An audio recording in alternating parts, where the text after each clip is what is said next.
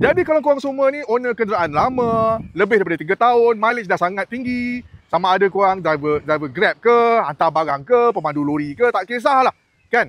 Kalau korang guna kenderaan korang untuk cari makan, cari rezeki, setiap liter minyak tu sangat penting. Aku suka Voltex ni sebab dia tak ganggu sistem kenderaan kau.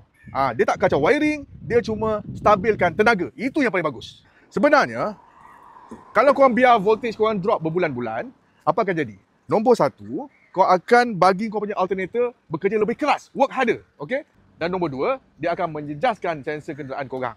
Dan poin dia dekat sini adalah korang akan membazirkan minyak setiap hari tanpa korang sedar. Kereta moden zaman sekarang ni sangat bergantung pada ECU. Dan ECU pula sangatlah sensitif pada kadar voltan. Jadi bila voltan drop, apa yang jadi? Nombor satu, ignition lewat.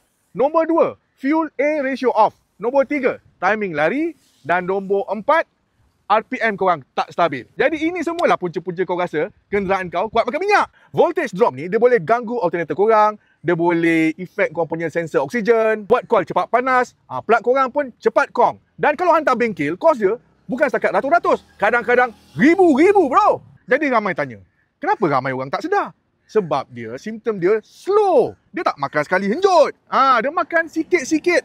Sampai kereta kau rosak terus. Jadi kalau korang semua ni owner kenderaan lama, lebih daripada 3 tahun, mileage dah sangat tinggi, sama ada korang driver Grab ke, hantar barang ke, pemandu lori ke, tak kisahlah, kan? Kalau korang guna kenderaan korang untuk cari makan, cari rezeki, setiap liter minyak tu sangat penting. Aku suka Voltex ni sebab dia tak ganggu sistem kenderaan kau.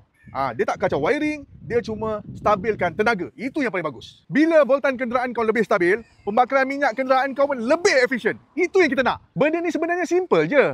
Tapi tak ramai orang ambil tahu. Kesimpulannya, kalau korang nak kereta korang tahan lebih lama, tak banyak masalah dan tak makan banyak minyak, nak buat apa? Stabilkan voltan dulu.